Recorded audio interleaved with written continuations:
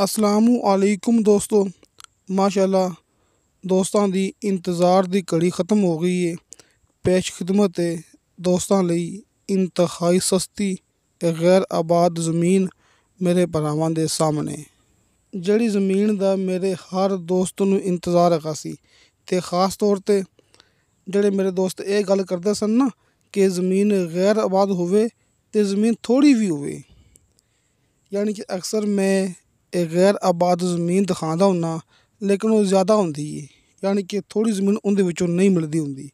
ਇਹ ਉਹਨਾਂ ਦੋਸਤਾਂ ਲਈ ਇਹ ਜ਼ਮੀਨ ਹੈ, ਉਹਨਾਂ ਦੋਸਤਾਂ ਲਈ ਇਹ ਖੁਸ਼ਖਬਰੀ ਹੈ ਜਿਹੜੇ ਕਿ ਥੋੜ੍ਹੀ ਜ਼ਮੀਨ ਲੈਣਾ ਚਾਹੁੰਦੇ ਨੇ। ਯਾਨੀ ਕਿ ਤੁਸੀਂ ਆਪਣੀ ਮਰਜ਼ੀ ਦੇ ਮੁਤਾਬਕ ਥੋੜ੍ਹੀ ਜ਼ਮੀਨ ਲੈ ਸਕਦੇ ਜੇ, ਜ਼ਿਆਦਾ ਜ਼ਮੀਨ ਲੈ ਸਕਦੇ ਜੀ। ਯਾਨੀ ਕਿ ਮੈਂ ਤੁਹਾਨੂੰ ਦੋਸਤਾਂ ਨੂੰ ਇੱਕ ਸ਼ਾਰਟਕਟ ਜੀ ਗੱਲ ਕਰਨਾ, ਤੁਸੀਂ ਇੱਥੋਂ ਵੀ 35-40 ਏਕੜ ਜ਼ਮੀਨ ਤੋਂ ਲੈ ਕੇ ਨਾ 35-40 ਏਕੜ ਤੋਂ ਲੈ ਕੇ ਤਕਰੀਬਨ ਕੋਈ 180-85 ਏਕੜ ਜ਼ਮੀਨ ਇਕੱਠੀ ਲੈ ਸਕਦੇ ਜੀ। ਅਤੇ ਵੇਖ ਲਓ ਦੋਸਤੋ, ਮਾਸ਼ਾਅੱਲਾ ਕਿੱਡੀ ਵੱਡੀ ਗੱਲ ਹੈਗੀ ਜੀ। 35-40 ਏਕੜ ਤੋਂ ਲੈ ਕੇ ਤੁਸੀਂ 180-85 ਏਕੜ ਜ਼ਮੀਨ ਲੈ ਸਕਦੇ ਜੀ। ਯਾਨੀ ਕਿ ਦੋਸਤੋ 1.5 ਮੁਰੱਬੇ ਤੋਂ ਲੈ ਕੇ ਤੁਸੀਂ ਇੱਥੇ ਕੋਈ 7-7.5 ਮੁਰੱਬੇ ਲੈ ਸਕਦੇ ਜੀ।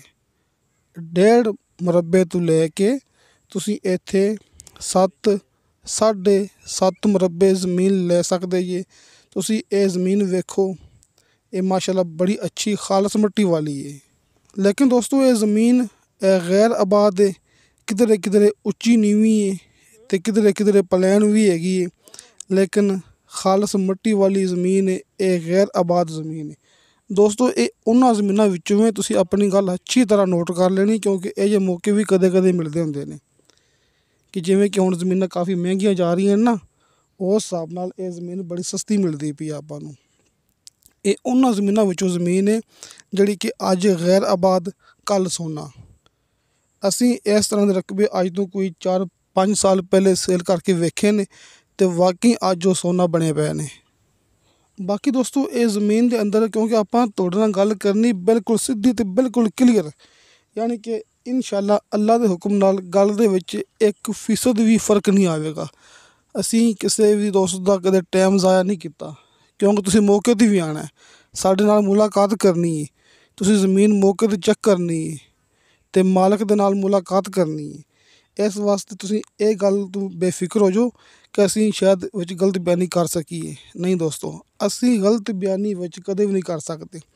ਗਲਤ ਬਿਆਨੀ ਉਹ ਕਰਦੇ ਹੁੰਦੇ ਨੇ ਜਿਨ੍ਹਾਂ ਦੇ ਸਾਹਮਣੇ ਸਕਰੀਨ 'ਤੇ ਨੰਬਰ ਨਹੀਂ ਲੱਗੇ ਹੁੰਦੇ, ਜਿਨ੍ਹਾਂ ਦੇ ਡਿਸਕ੍ਰਿਪਸ਼ਨ ਦੇ ਵਿੱਚ ਨੰਬਰ ਨਹੀਂ ਲੱਗੇ ਹੁੰਦੇ। ਅਗਰ ਨੰਬਰ ਲੱਗੇ ਵੀ ਹੋਣ ਤਾਂ ਨੰਬਰ ਬੰਦ ਹੁੰਦੇ ਨੇ।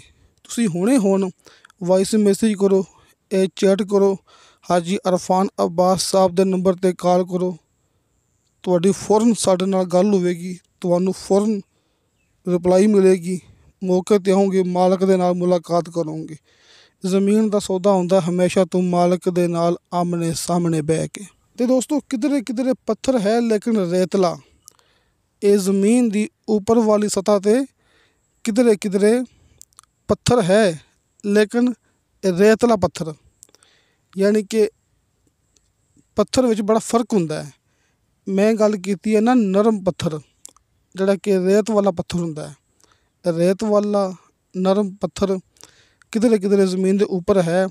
ਬਾਕੀ ਜ਼ਮੀਨ ਦੇ ਅੰਦਰ ਆਪਣੀ 100% ਗਰੰਟੀ ਹੋਵੇਗੀ ਕਿ ਬਿਲਕੁਲ ਖਾਲਸ ਮਿੱਟੀ ਵਾਲੀ, 1 ਨੰਬਰ ਮਿੱਟੀ ਵਾਲੀ ਇਹ ਜ਼ਮੀਨ ਹੈਗੀ ਜੀ। ਦੋਸਤੋ ਜ਼ਮੀਨ ਦੀ ਚੰਗਿਆਈ ਵੇਖਣੀ ਹੋਵੇ ਨਾ ਅਤੇ ਇਹ ਕੋਈ ਮੁਸ਼ਕਿਲ ਨਹੀਂ ਹੈਗੀ। ਸਾਹਮਣੇ ਤੁਹਾਨੂੰ ਆਪਣੀ ਮੂਵੀ ਦੇ ਵਿੱਚ ਹਰਿਆਲੀ, ਇਹ ਹਰਾ ਭਰਾ ਘਾਸ, ਹਰੇ ਭਰੇ ਦਰਖਤ, ਹਰਾ ਭਰਾ ਘਾਸ, ਦੋਸਤੋ ਇਹ ਇੱਕ ਚੰਗੀ ਜ਼ਮੀਨ ਦੀ ਪਹਿਚਾਣ ਹੁੰਦੀ ਹੈ।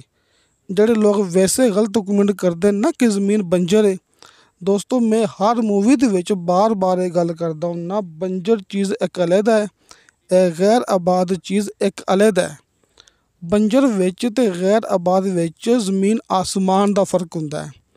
ਬੰਜਰ ਜ਼ਮੀਨ ਉਹਨੂੰ ਕਹਿੰਦੇ ਨੇ ਜਿੱਥੇ ਇਹ ਹਰਿਆਲੀ ਨਾ ਹੋਵੇ, ਜਿੱਥੇ ਪਾਣੀ ਨਾ ਹੋਵੇ, ਨੀਚੇ ਪਾਣੀ ਇੰਤਹਾਈ ਕੜਵਾ ਹੋਵੇ, ਯਾਨੀ ਕਿ ਪਾਣੀ ਦੀ ਕੋਈ ਉਮੀਦ ਨਾ ਹੋਵੇ, ਉੱਥੇ ਹਰਿਆਲੀ ਨਹੀਂ ਹੁੰਦੀ, ਉਹ ਬੰਜਰ ਜ਼ਮੀਨ ਹੁੰਦੀ ਹੈ। ਇਹ ਹਰੀ ਭਰੀ ਘਾਸ, ਹਰੇ ਭਰੇ ਦਰਖਤ, ਇਹ ਹਰੀਆਂ ਭਰੀਆਂ ਝਾੜੀਆਂ ਦੋਸਤੋ, ਇਹ ਅੱਛੀ ਜ਼ਮੀਨ ਦੀ, ਅੱਛੀ ਮਿੱਟੀ ਵਾਲੀ ਜ਼ਮੀਨ ਦੀ ਇਹ ਪਹਿਚਾਣ ਹੁੰਦੀ ਹੈ। ਕਿਉਂਕਿ ਨੀਚੇ ਦੋਸਤਾਂ ਨੂੰ ਸਿਰਫ 50 ਫੁੱਟ 'ਤੇ ਸ਼ਰਤੀਆ ਮਿੱਠਾ ਪਾਣੀ ਅਤੇ ਬੇਸ਼ੁਮਾਰ ਪਾਣੀ ਮਿਲੇਗਾ। ਨੀਚੇ 50 ਫੁੱਟ 'ਤੇ ਸ਼ਰਤੀਆ ਮਿੱਠਾ ਪਾਣੀ ਅਤੇ ਬੇਸ਼ੁਮਾਰ ਪਾਣੀ ਮਿਲੇਗਾ। ਵੇਖੋ ਜ਼ਮੀਨ ਦਾ ਇਹ ਹਿੱਸਾ ਜਿਹੜਾ ਕਿ ਪਲੇਨ ਹੈ, ਜ਼ਮੀਨ ਵਿੱਚ ਪਲੇਨ ਵੀ ਹੈਗੀ, ਉੱਚੀ ਨੀਵੀਂ ਵੀ ਹੈਗੀ, ਲੇਕਿਨ ਮਿੱਟੀ ਵਾਲੀ ਜ਼ਮੀਨ ਹੈ। ਜਿਹੜੇ ਇਹ ਸਾਹਮਣੇ ਇਹ ਨਜ਼ਰ ਆ ਰਹੇ ਨਾ, ਇਹ ਟੋਏ ਟਿੱਬੇ, ਇਹ ਮਿੱਟੀ ਹੈ। ਮਿੱਟੀ ਦੇ ਵਿੱਚ ਇਸ ਤਰ੍ਹਾਂ ਜ਼ਮੀਨ ਹੁੰਦੀ ਉੱਚੀ ਨੀਵੀਂ, ਅਤੇ ਇਸ ਵਾਸਤੇ ਜ਼ਮੀਨ ਆਪਾਂ ਨੂੰ ਇੰਤਹਾਈ ਸਸਤੀ ਮਿਲਦੀ ਹੁੰਦੀ ਹੈ। ਜ਼ਾਹਰ ਕਿ ਅਗਰ ਪਹਿਲੇ ਮਾਲਕ ਇਹਨੂੰ ਬਰਾਬਰ ਕਰ ਲਵੇ, ਆਪਣੀ ਮਿਹਨਤ ਕਰ ਲਵੇ, ਅਤੇ ਫਿਰ ਜ਼ਮੀਨ ਦੀ ਕੀਮਤ ਕਿੱਥੇ ਇੰਤਹਾਈ ਸਸਤੀ ਹੋਣੀ ਸੀ ਕਿ ਜ਼ਮੀਨ ਦੀ ਕੀਮਤ ਆਪਾਂ ਵੇਖੋ ਨਾ, ਜ਼ਮੀਨ ਇਸ ਵਜ੍ਹਾ ਲਈ ਆਪਾਂ ਨੂੰ ਇੰਤਹਾਈ ਸਸਤੀ ਮਿਲਦੀ ਪਈ ਹੈ। ਅਤੇ ਦੋਸਤੋ ਇਹ ਤਹਿਸੀਲੋ ਜ਼ਿਲ੍ਹਾ ਚੱਕਵਾਲ ਦਾ ਇਲਾਕਾ ਜੇ, ਜ਼ਿਲ੍ਹਾ ਵੀ ਚੱਕਵਾਲ, ਤਹਿਸੀਲ ਵੀ ਚੱਕਵਾਲ। ਪੱਕੇ ਰੋਡ ਤੋਂ ਆਪਣੀ ਜ਼ਮੀਨ ਸਿਰਫ ਅੱਧਾ ਕਿਲੋਮੀਟਰ ਦਾ ਫਾਸਲਾ ਜੇ, ਯਾਨੀ ਕਿ ਪੱਕੇ ਰਸਤੇ ਤੋਂ ਆਪਣੀ ਜ਼ਮੀਨ ਦਾ ਸਿਰਫ ਅੱਧਾ ਕਿਲੋਮੀਟਰ ਫਾਸਲਾ ਹੈ।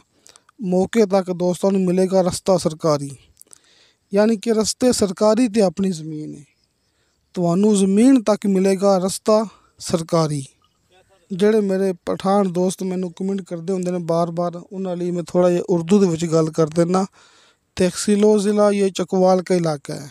तहसीलो ज़िला चकवाल का इलाका तकरीबन 35-40 एकड़ से लेकर तकरीबन 180-85 एकड़ तक ज़मीन हम यहाँ से इकट्ठी ले सकते हैं। यानी कि 300 कनाल से लेकर तकरीबन 1500 कनाल तक यहाँ से ज़मीन हमें इकट्ठी मिल सकती है, अपनी मर्ज़ी के मुताबिक, चाहे थोड़ी ख़रीदें चाहे ज़्यादा ख़रीदें। यानी कि तकरीबन 1.5 मुरब्बे से लेकर 7 साढ़े 7 मुरब्बे इकट्ठे ले सकते हैं। 1.5 मुरब्बे से लेकर 7 या साढ़े 7 मुरब्बे यहाँ पर हम एक साथ ले सकते हैं। रकबा मालकियत और ऐन माल मिक्स है, यानी कि इसमें ज़मीन मालकियती भी है और ऐन माल भी है, लेकिन ऐन माल का मसला 1% भी नहीं होता। ये भी मैं हर मूवी में बात करता हूँ कि सिर्फ एक नाम है कि ज़मीन ऐन माल है, 1% भी इसमें कोई फ़र्क नहीं होता, यानी कि ये कोई मसला नहीं होता। ये भी ज़मीन आपके नाम होगी। और सबसे बड़ी बात, इस ज़मीन का सिर्फ एक मालिक है। ये मुकम्मल की मुकम्मल ज़मीन सिर्फ एक बंदे के नाम पर है। इस ज़मीन का सिर्फ एक ही मालिक है। ज़मीन मेरे दोस्तों के सामने मुकम्मल रकबा बाकब्ज़ा है, यानी कि हल्के फुल्के बयाने पर आपको मिलेगा मुकम्मल की मुकम्मल ज़मीन का कब्ज़ा। मुकम्मल ज़मीन बाकब्ज़ा है। बिजली इंतहाई करीब, आसपास आबादी है, आबादी के करीब ये ज़मीन है। बिजली करीब है, आबादी करीब है। नीचे सिर्फ 50 फुट पर शर्त मीठा पानी मौजूद है और बेशुमार पानी मौजूद है। पानी में हमारी गारंटी होती है। तो दोस्तों 4,80,000 रुपया फ़ी एकड़ के हिसाब से इस ज़मीन की डिमांड है। दोस्तों 4,80,000 रुपया फ़ी एकड़ के हिसाब से इस ज़मीन की डिमांड है। इसी तरह ही फ़ी कनाल इस ज़मीन की डिमांड बनती है 60,000 रुपया। दोस्तों 60,000 रुपया फ़ी कनाल, 4,80,000 रुपया फ़ी एकड़। हाजी अरफान अब्बास साहब के दोनों नंबर मेरे भाइयों के सामने, नंबर ऊपर वाला कॉल एंड व्हाट्सअप, नंबर नीचे वाला कॉल पर। आज सस्ती कल महंगी, आज गैर आबाद कल सोना। पक्के रास्ते से सिर्फ आधा किलोमीटर के फासले पर दोस्तों को मिलेगी ये गैर आबाद ज़मीन। आज के दौर की इंतहाई सस्ती गैर आबाद ज़मीन। हकीकत, इसे कहते हैं हकीकत। बार बार मैं दोस्तों से ये बात करता हूँ कि फ़ेक वीडियो से बचें और हकीकत वाल आ जाएं। फ़ेक वीडियो से बचें, हकीकत वाल आ जाएं। मेरा व्हाट्सअप नंबर हर मूवी की डिस्क्रिप्शन में मौजूद होता है। आप वॉइस मैसेज करेंगे, चैट करेंगे, आपको फ़ौरन रिप्लाई मिलेगी। اسے کہتے ہیں 1 نمبر کام، حاجی عرفان عباس صاحب کے دونوں نمبر بھائیوں کے سامنے۔ تو دوستو ویڈیو اچھی لگے تو لائک تے شیئر ضرور کرو تے اپنے بہترین جو کمنٹس لے کے بھیجو۔ انشاءاللہ تعالی باشرط زندگی با فضل خدا ملیں گے اگلی ویڈیو تے۔ اللہ حافظ۔